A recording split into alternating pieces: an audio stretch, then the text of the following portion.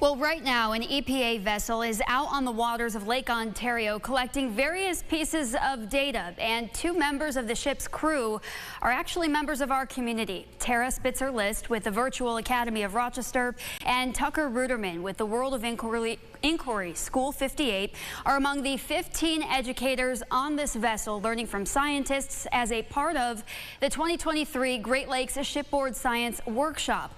We spoke to Spitzer-List today, who says this is a great opportunity to pass the knowledge on to students. So many of our students live right here, might know Charlotte Beach, but they really don't know the importance of it or how it's connected to the other lakes, the science that's involved. So I think it's a good connection to a lot of classes that we teach environmental science or living environment.